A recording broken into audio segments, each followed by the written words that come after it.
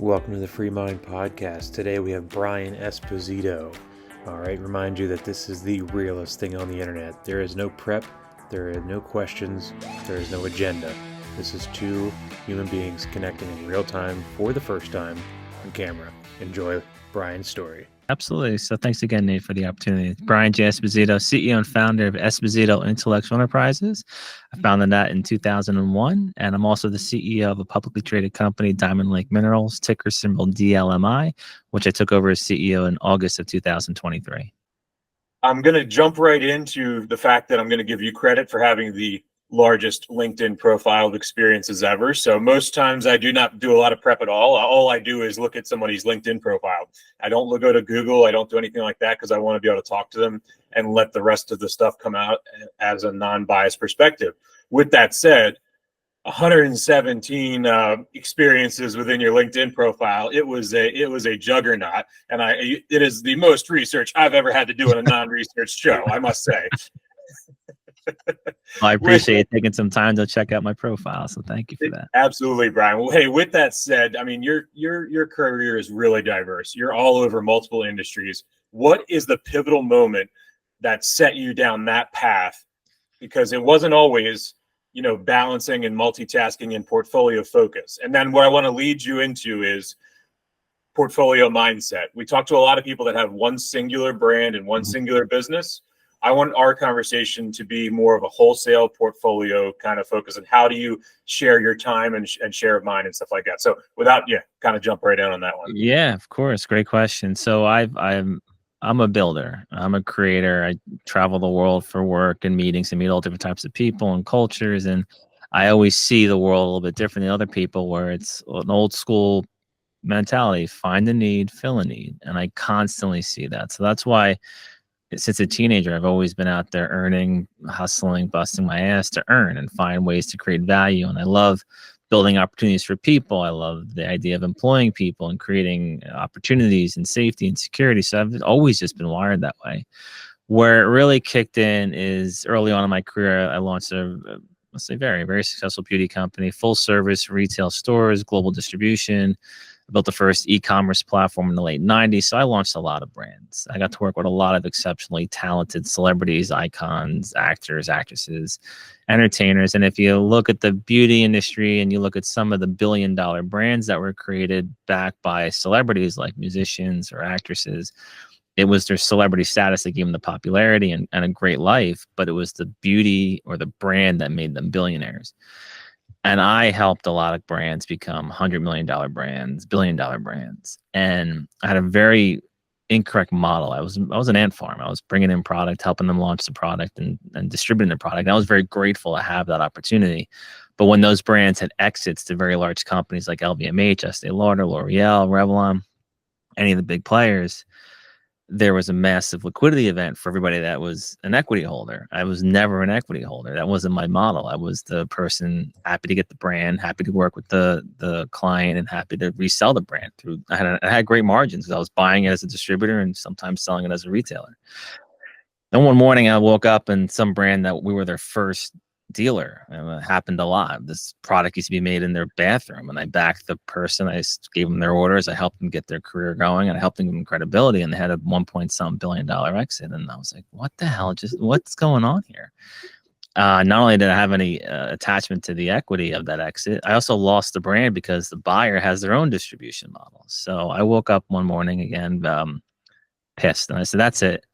I need to control as much of the pie as I can. I need to own as much of everything as I can." And rather than expecting people to do the right thing by me and remembering what we did together, and I think I've coined the term business amnesia, like everybody, it's an epidemic. It's bigger than COVID. So I said, I need to stop this. I got to surround myself with much, I don't want to say better, but in my mind, people that are wired like me that I can connect with, that have, they're humble, they have empathy, they have conscience, right? When it comes to do the right thing, the golden rule. So that's what took me on the path of having more and more companies and starting companies, because I wanted to flip the script on people taking me and inviting me into their lives and using me for my access, the way that I think, the way that I strategize, the relationships.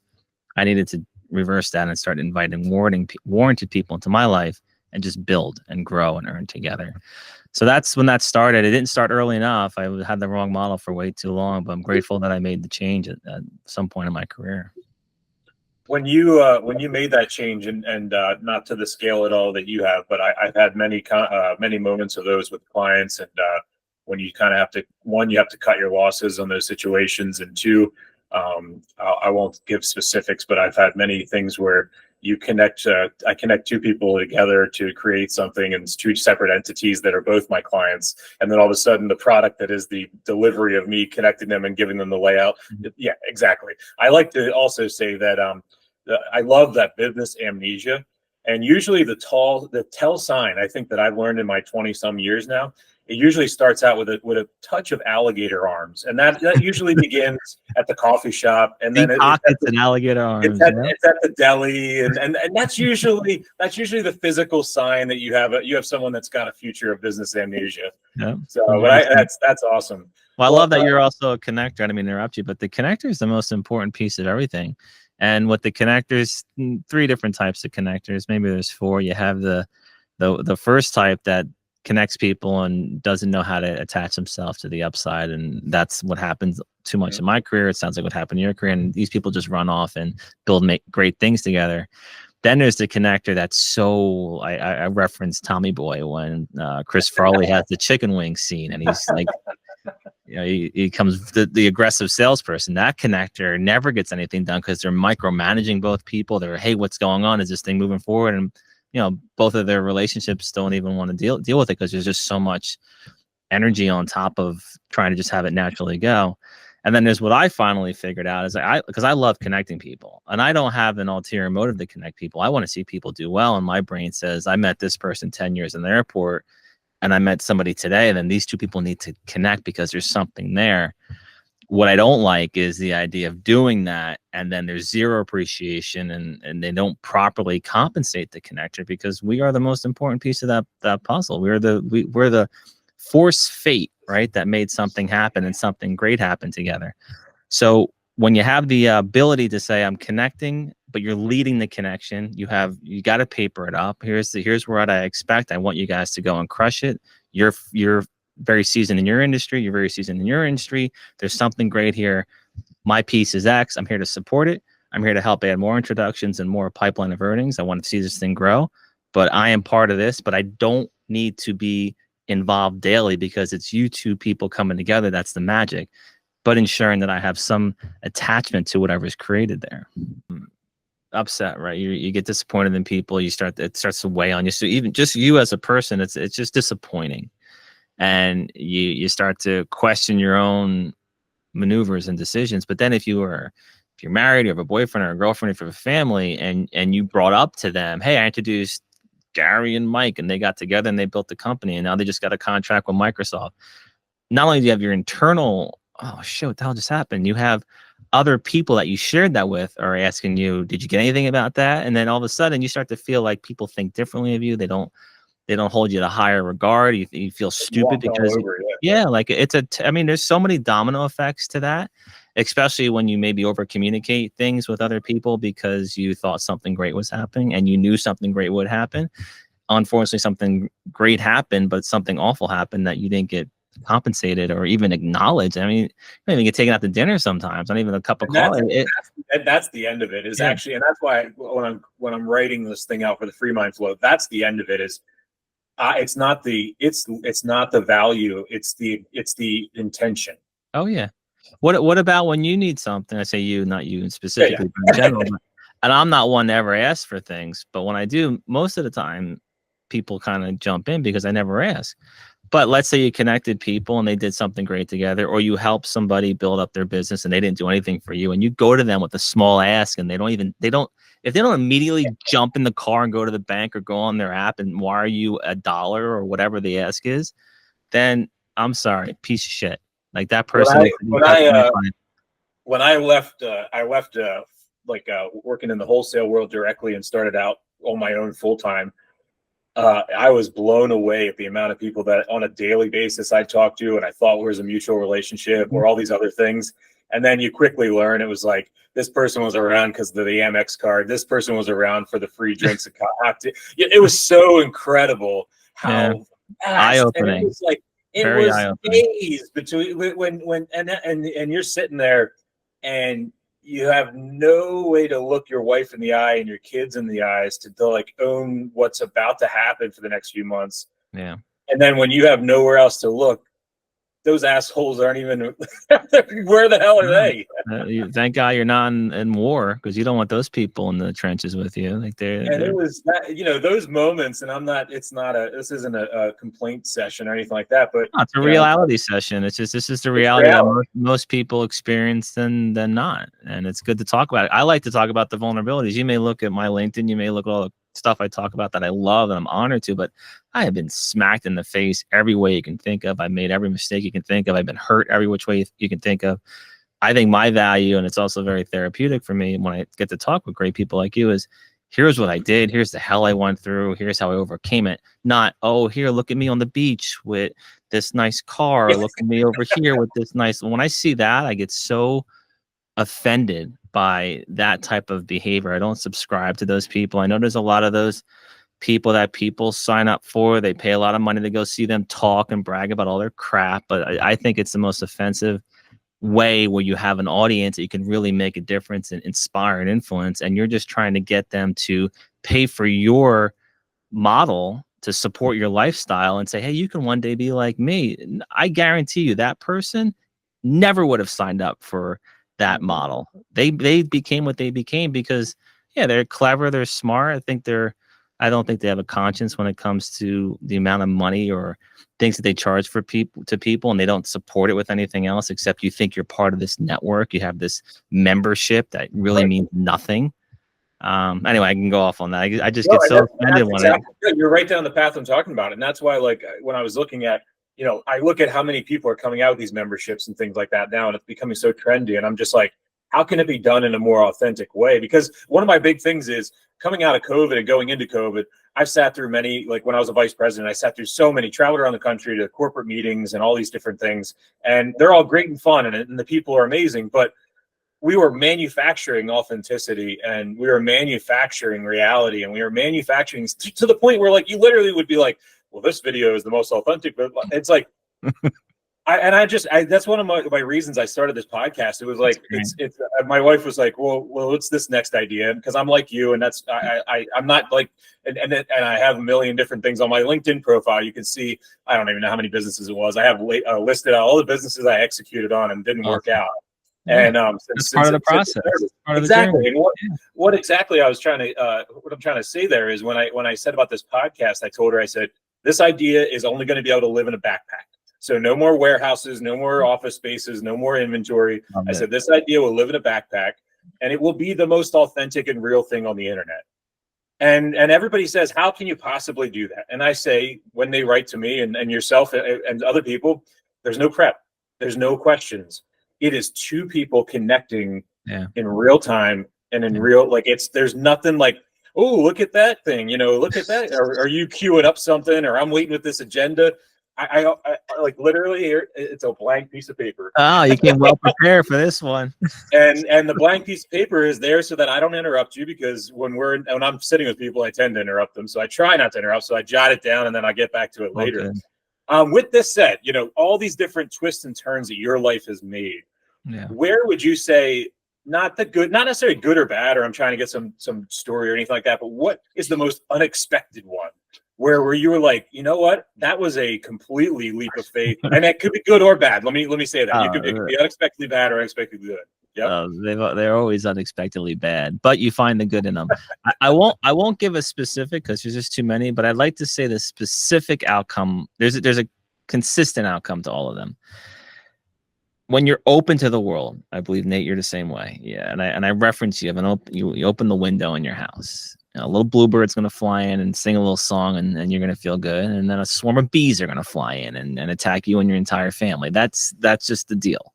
But what you become very good at as you evolve, and if you're self-aware, you can't blame other people for what happens to you. That's the first thing you got to learn. Whatever happens to you in your life, or your decisions, your actions, you allow those people into your life. You allow those situations to evolve, and you allow the outcome to happen. good and bad. But when they're bad, your job is to, okay, what happened? How did I get in this position? What do I need to do to avoid this position, to be in this position again? The catch-22 to that is every awful experience that I've been through, that I put myself in, whether I trusted somebody, I put money into something, I believed in something, I was completely taken advantage of. The music industry is the best. I mean, that was the most fun, no, the most unfun ride of spending money. That's how this business started. I started in 2008 as a band booking company. It was called FreeMind LLC. Yeah. And it's still the same entity. It's just evolved over time. And that's I evolved out of it for where you're going with. I love it. Well, we're making sweet music now, Nate. So, well, that was just learning. I love when I go into I'm going to get to the answer to your question in a second. But I love when I get into an industry. I want to know where all the bodies are buried. And the only way to know where the bodies are buried or to almost get buried yourself and to get out of that situation. So I want to learn and get my ass kicked and get beaten, bruised. So I know the industry. The music one is the most really gut-wrenching one when you think of producers and certain level of I'll even call them executives or whatever, any type of personnel at a certain level in the industry prey on talented people's hopes and their parents' money, and they just get them into this system where they're just producing music. There's no plan, there's no strategy. They get these people all fired up that they're actually going to be making something. I mean, they are making content, they're making IP, so there's a little bit of value, but if there's no strategy behind that and there's no support behind that, you're just taking people's money and you're just playing with their dreams. And I was somebody that was funding a producer that was doing this, and I actually had to have a come to Jesus moment with them where I said, what you're doing is wrong. This has to stop, and you need to start giving these people their money back, because you're just taking their money, which hurt me too, because I'm the one that's funding it, in addition to, these talented people. But let me go back to answering your question. So the most consistent thing that happens when you get hurt or something unexpected happens, like your question asked, in the negative way, is first and foremost, you learn something. That's very important, because that experience can save you so much trauma, heartache, and maybe more money in the future if you didn't learn it now and as early as you possibly can.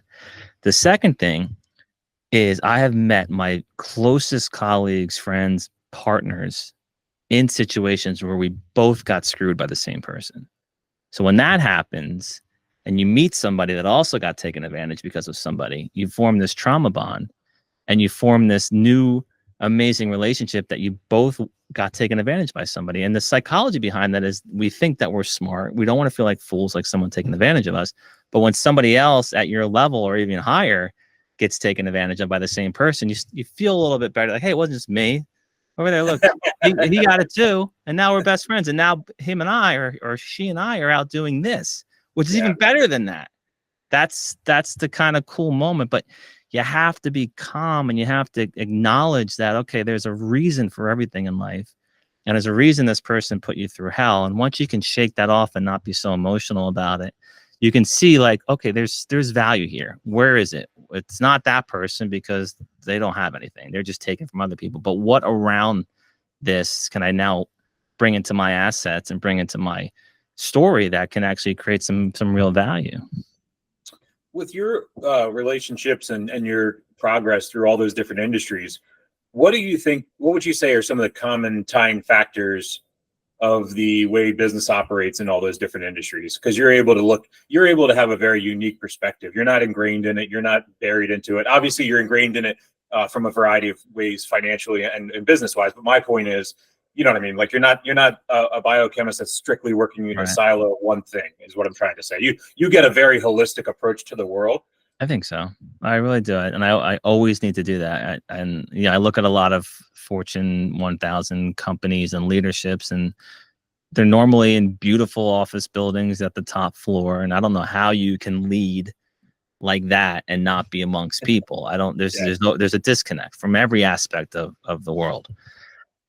So for me, the consistent things are, and it's just basic business principles that will never go out of style. It got a little confused over the last few decades about valuations and what companies are really worth. And, to me, that's what creates bubbles. When you have an unsustainable valuation that's not supported by earnings and revenues, it collapses at some point. And when that collapses, usually the whole industry or market starts to collapse in that aspect. And then that carries over into other industries. And then you start to have a global correction. So for me, it's okay. Over 25 different industries. It's the same MO with all of them. Is all of our companies and everything that I'm involved with and the people that I work with, first and foremost, we have to be aligned with morals, values, ethics, and integrity, and humble and grounded. If you're not of those things, if you're not all of those things, we're not working together. I don't care if we make $1 billion together. We are not working together. I am not going to put myself in harm's way because all you care about is money and chasing money and materialistic things and having a great lifestyle and showing off that lifestyle. I'm not signing up for that. All those things are byproducts of, I believe, good people doing good work, and you should reward yourself and you should feel good about yourself and you should help others with what you were able to earn.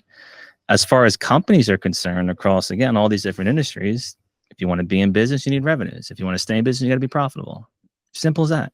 I don't know what all this other stuff is going on around the world, or all these other, we have this, if we just get 1% of the market, we're worth $400 billion. I don't understand that at all. And don't show me projections, and don't go out and earn, build a product, build a piece of IP, get one customer, find a way to make that customer profitable, figure out all of your metrics in that model. And if it works and it can scale, go out and get a second customer. And then 2 becomes 4, and then 4 becomes 8, and 8 becomes 16.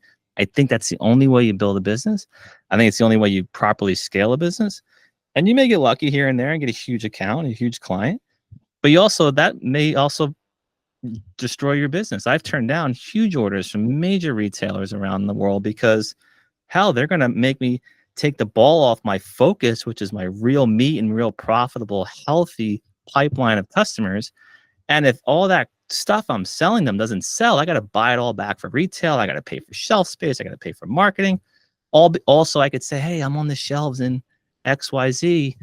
Yeah, and you're going to be on the shelves at TJ Maxx. You're going to be out of business at some point. So you have to just be.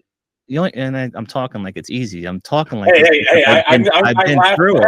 You struck a nerve. You struck a great nerve, and made me laugh because I had a brand that was in TJ Maxx for that reason, and it took me a year to get paid. So you hit a place. You struck one for me. I get it. Trust me, I get it. So anyway, we had a pretzel business that they had hard seasoned pretzels in there. Very cool. All right. Yeah. Well, you sold to them directly, or wound up getting it? Yeah, we had a broker that set us up, and it was going to change our world, and I can tell you all the stories, and you've heard them all. Yeah. And it did, sure as hell it did. But the broker forgot to lay out the convenient part that it may take 12 to 18 months to get paid. So we fronted out all the money, had everything on the line. Had no money at the time, and then we're told that we were just going to take a year to a year and a half to get paid. We had 2 locations, and we had filled the order. It was on the shelf, so we had done all the outfronting of all the money and everything like that. And I could tell you a million stories like that as well. But now you know what to look out for. I mean, those things. Exactly. It's never happened since then, and that's one of the biggest things that I appreciate what you're saying there. And it's leading me into where I'm going with risk management here and risk mitigation. Is, for you, obviously you run things a little differently when you're analyzing a business and an industry. I feel like with that holistic part, you're also holistic in the way that you're looking at the individual and the human being that's behind it. And how much, I guess it could be case by case, but like how much weight does that have on your final decision of proceeding forward 100%. In a deal? I mean, the business could be crap. What's interesting about what I built when you have over 110 companies in my holdings, and now the public vehicle and what we're doing there, like I absolutely love dropping in something that I know has value, and maybe that leadership doesn't know the right people, and I hate that's the way the world is. It's who you know, and it truly is. So you build up your relationships, nurture relationships, meet as many people as you can, be genuine, help people. Like that all comes back, and it comes back in many ways, not just money, but it comes back your way. So for me, it's everything. It relies on that person's integrity and their character. So let's just say their business is losing a lot of money, but I see that there's something valuable there, and I can drop it in my world and turn the thing around. There's nothing more rewarding seeing a deflated person that has no idea where to go, put all their money into their hopes or dreams in their company. They got a second mortgage on their house. Every card is maxed out, because I've been there.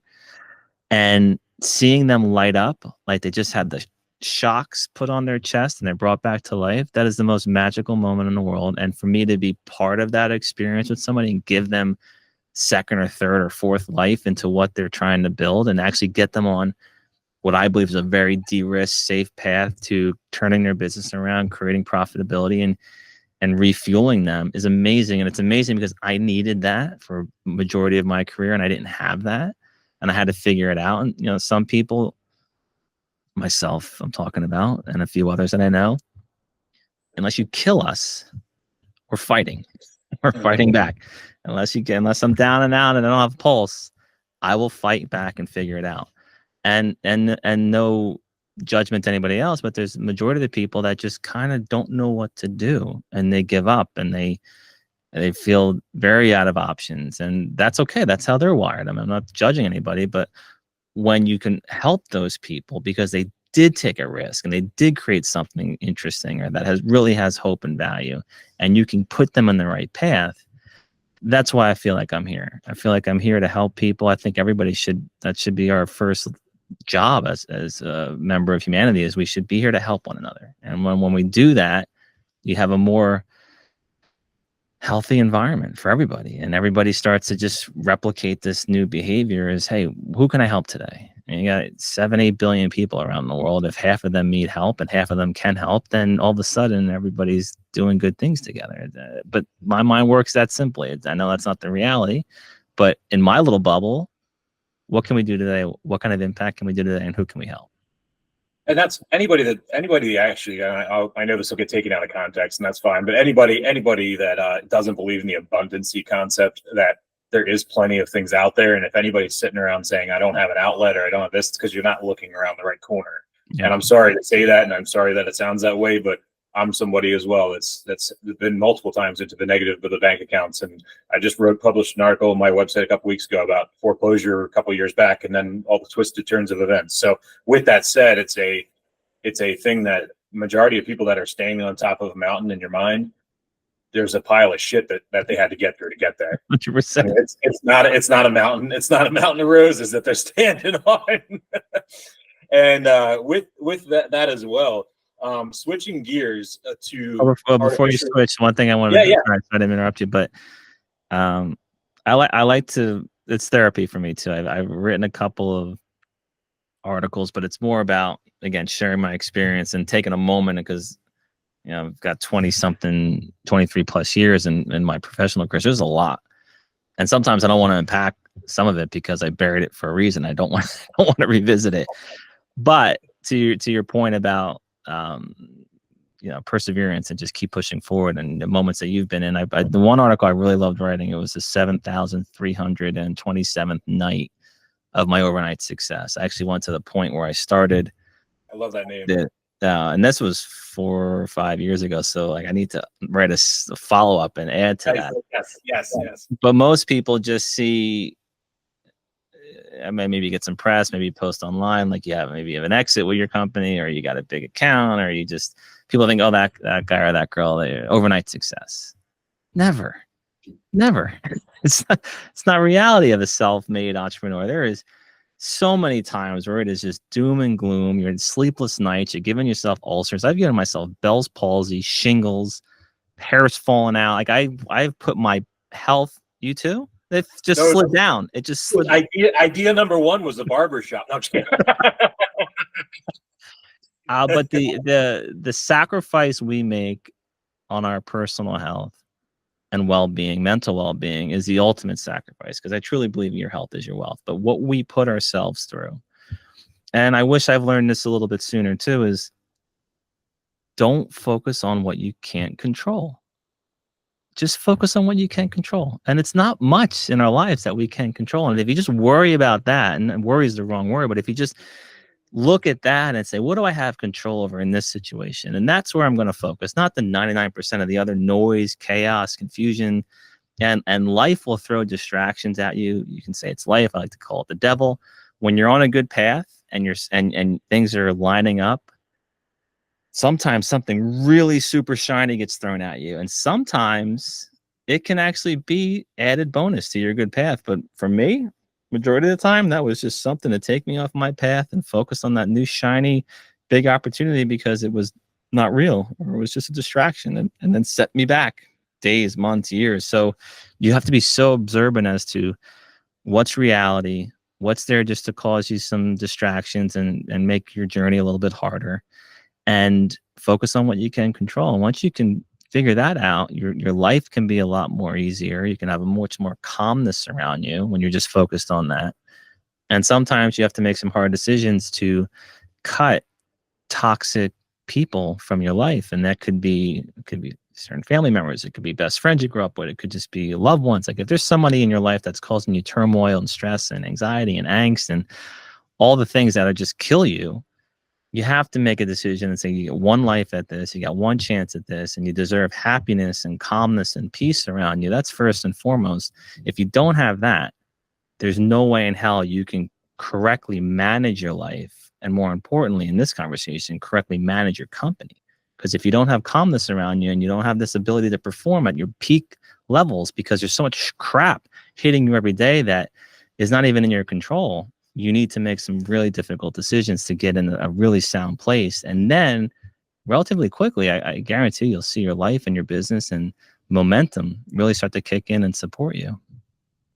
I can anecdotally for myself, I can honestly say that in over 20 years professionally, I until a few months ago did not have. I used to look at different things when people were like, "Here's my mission statement, and here's our values," and things like that. It's not that I didn't care about the ethics and the values. I didn't like the constructive way that it was put and the formulaic way it was put, and I kind of like it would turn me off into like some sort of I guess inauthenticity. You know what I mean? Like make it so.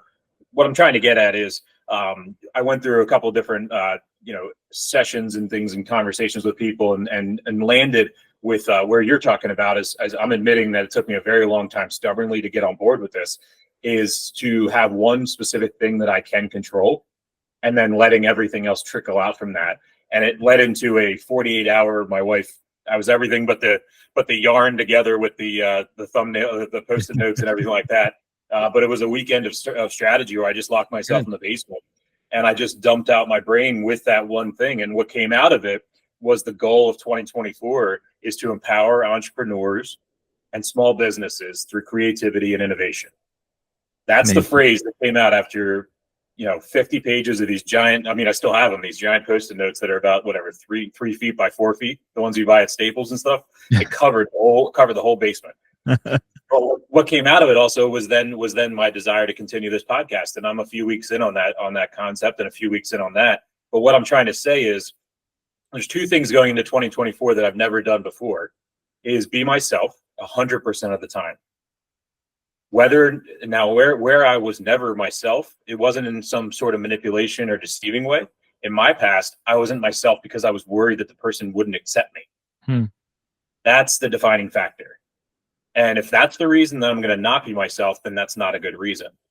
What that then has led to is exactly where you're talking about control, is understanding what's controllable. When I go into a client pitch, I don't have a exact ROI inside of my client pitches now. My ROI is, here is my history in 20 years of work. Here's what I've done for all of these people. Here's what I'm willing to do for you. If we all do what we're supposed to do, we're going to be successful. And what's going to happen at the end is going to happen at the end. But we can't control a pandemic. We can't control, a chain, store declining your CPG product, or, the consumer, that's not stuff I can control. So it's finding a way as the middleman, which honestly we are, trying to evolve from salesman to an integral piece of the business development and connection of the relationship for commerce. Yeah. And while that's happening, is one thing that happened during COVID is I was one of those guys that had to jump into the PPE world, selling everything like that. What I also met was 99% of those clowns that ruined it. And I actually brought one of the guys on that did a great job as well from a distance, and I met him online. And we went through and we're telling some stories on the one episode that hasn't released yet, but the media did a horrible job at at just showing the shit during that PPE scramble, and they didn't really show the stuff that some of us were doing. And the fact that we as people and human beings, and like I had 15 years of wholesale experience, so I understood supply and demand, and I understood how to pick up the phone, and I understood how to talk to people and be a human. So I spent my entire COVID calling distributors and manufacturers of medical supplies and connecting the dots, because for some reason the world fell apart and communication fell apart, and nobody could, because the world didn't operate the same way it did on Monday. When Wednesday came around, we were fucked. And it wasn't even just because of the pandemic. It was because of the fact that we were such robots that we could not think outside of the realm of turn left, turn right, it's Monday, turn right, turn left, it's Tuesday, grab my coffee, go here. And then all of a sudden, when we stopped the motion, the brain just, for a lot of people, seized up. And it was, whether it was seizing up to not like pursue, whether it was seizing up to, and I feel like this sounds insensitive, but whether it was seizing up to crumble in the moment, or it was seizing up to tune out and forget it with Netflix and Hulu, there was a whole nother world during COVID that was like trying to change the world, to be honest with you. Yeah. And we don't talk about any of them. And I don't need credit for it. I got a podcast for that. People can talk about that. What I think is, I think about everybody else and understanding that what that is the testament of humanity and the testament of passion. And what exactly you're talking about was that holistic, multi-tiered, we're more than just what is on paper. Yeah. And that's the whole point of why I only look at the LinkedIn profile, because I'm trying to show people that there's so much more than just your LinkedIn profile. We're all onions. There's so much depth here. I moved products around my entire career. It's that I can do that in my sleep.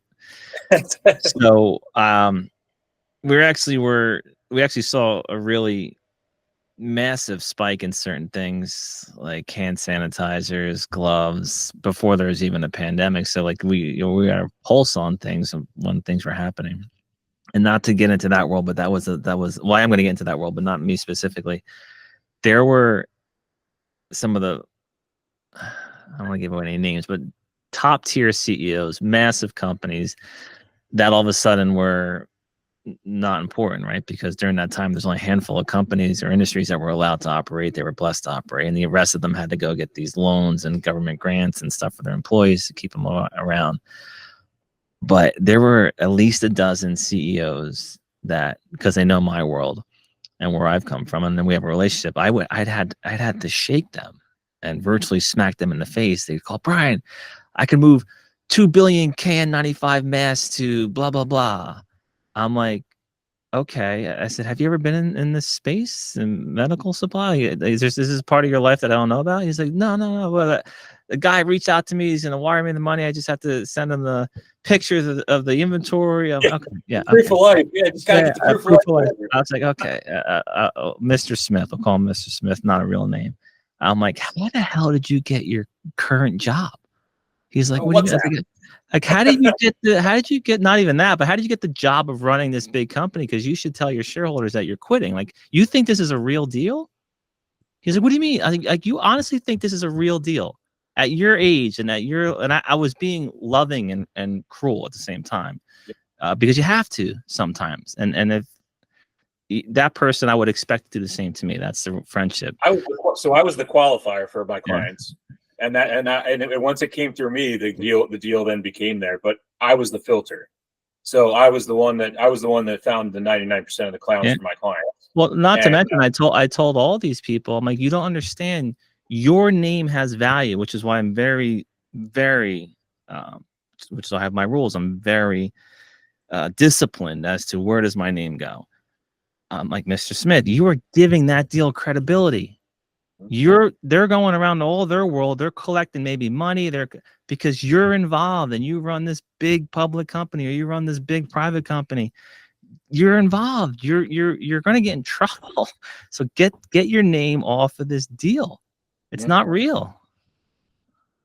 It was incredible, and I've told this story a few times about different things like that, and we've had to do some reverses and stuff of different deliveries. But with that part said, the moving into where you go, for me personally, talking about artificial intelligence, and let's talk about ChatGPT for a second.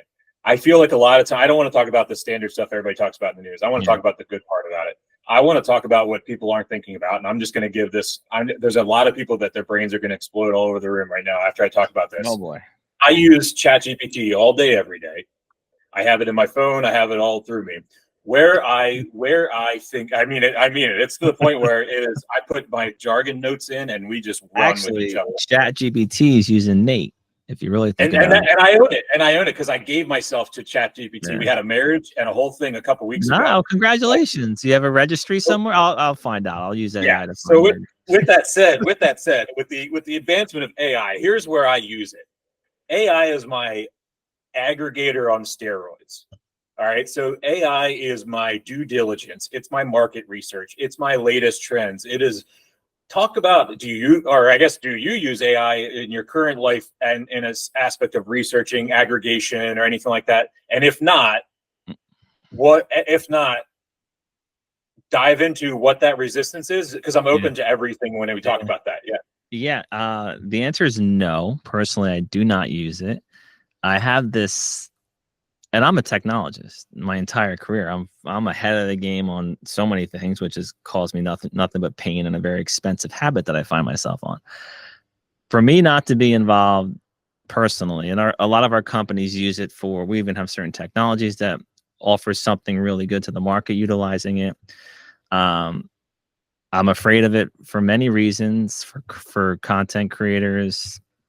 One of our holdings, Nodal, launched the Click Your Truth app. It's a great app where it verifies and validates images being accurate and 100% authentic. Like so you had an issue with fake news, fake images, not knowing if things are real. And okay, what did that create? That created an opportunity to create a technology and a product to help counteract that. So there's always a benefit. For my lens on AI, it's a buzzword. It's a buzzword like in the past that helps companies raise money, whether they have AI initiatives or not. They're just putting that into their business plans now, and they're saying, "Oh, we're an AI," and blah blah blah blah. So it helps them get access to capital. My concern or my disappointment in it is the amount of money and the amount of good that AI can do for the world. I wish it wasn't so fragmented. I wish it went into certain things like utilizing AI and the money and technologies to help create water treatment plants or systems to help make sure people have access to clean, fresh water. I wish it all went into helping ensure that there's enough food for people. So putting AI into systems and manufacturing and agriculture processes to make sure that there's enough, again, food for everybody to eat, and going into clothing and shelter. So my disappointment with the massive movement of it and the amount of capital going into it and the amount of good that it can do, I'm just seeing a bunch of bullshit that it's being used for. Well, and that's my point exactly. Is exactly that. Is when you take it as a tool and make it your T89, or I can't remember which phrase it was, that calculator we had back in the day. When you make it that calculator, absolutely. All right. So when you look at it in that lens, and it's just that calculator, and it's just this. So my idea that gets me excited is because I use it for market research, due diligence, blah blah blah. I don't use it for intellectual thoughts. I don't use it for creativity. What I use it for is aggregation. It's my workhorse. And it's all that if I don't want to spend 5 hours researching something, I have it go grab it all, and then I continue to do the research. I also don't have it distilled down for me. I just have it literally grab me the article, so I don't have to spend time doing it. In my mind, I let it do things that I don't have to prove to myself that I can do. And that's the way that I separate myself from AI. With that said, because of that time-saving piece, I've been able to meet and do so much more and impact so many more people. There's that positive piece that you take out the drudge of the admin work and the mundane stuff, and you're actually able to just focus on the execution and running forward. For people like me, AI is a very dangerous thing because it takes productivity and creativity to another level. Perfect over the last, again, 23 plus years, but it's always been the same mentality in providing value, creating opportunities, and boosting and building balance sheets. So in Esposito Actual Enterprises, that's what my holding company I've been building, since really a late teenager, and building companies, starting companies, acquiring companies.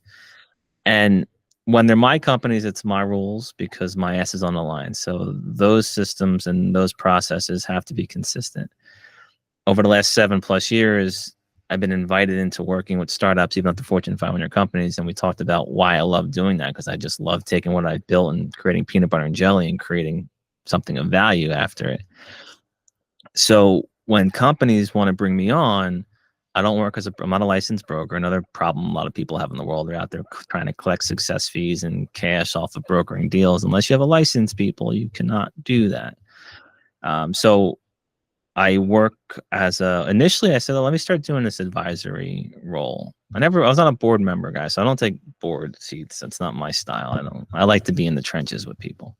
So let me try an advisory role as perfecting my model. And problem with that is I don't work like a typical advisor a few hours a month. Like if I'm there, you can't be half pregnant. I'm there. What are we doing every day? We're moving forward. We're building something. We're growing. We're just go. Let's figure it out. So the compensation package didn't really work for me with that, and the amount of time and value I provided didn't really work.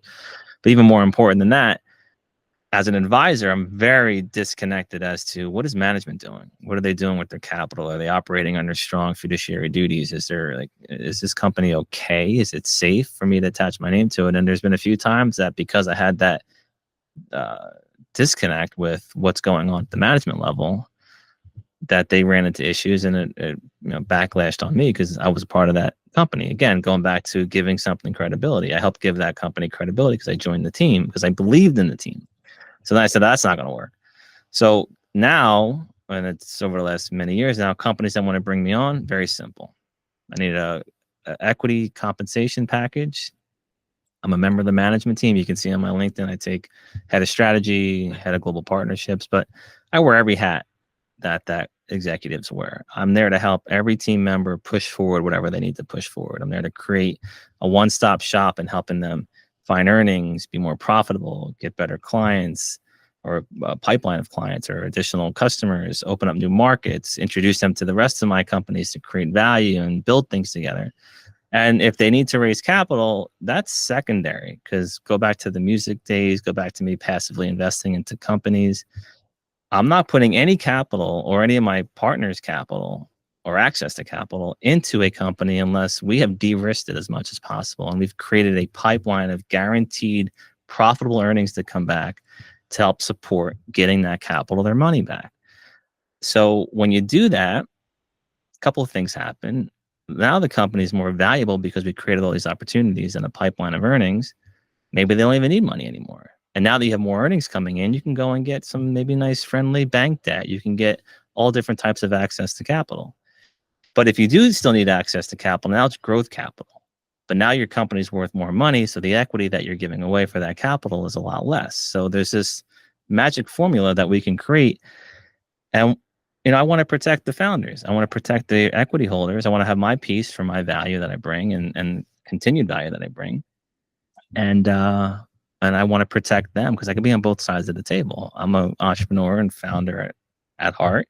And I also know what they need because I need that. So I can play this very supportive, strong role with them as an internal team member.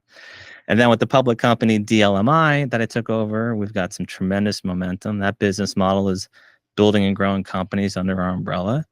And with my experience and expertise in security tokens or regulated digital assets, connecting security token offerings to the businesses that we've identified that we want to operate in and create this new hybrid public stock with a security token component and the first of its kind model in the world.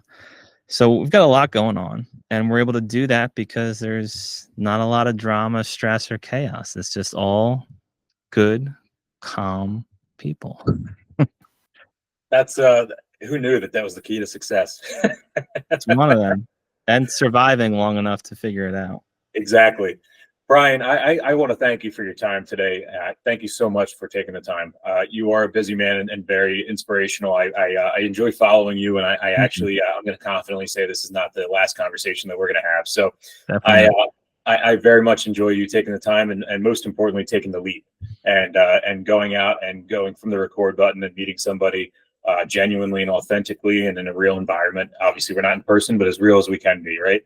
I always tell people my new phrase, I might just call this show the realest thing on the internet. You know what I mean? Like that's I might actually, now that I think about it, it might be the next hashtag I put on. I like that. So I like it. Go with it.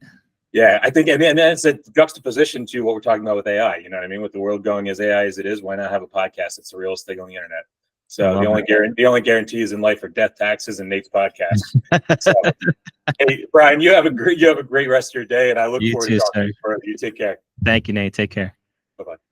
You looking for a way to grow your business, reach new customers, and increase your sales? If so, you need the FreeMind Group, founded in 2008 and a provider of creative and strategic solutions for the food and beverage industry. Whether you need branding, marketing, product development, or innovation, the FreeMind Group can help you achieve your goals and unleash your potential.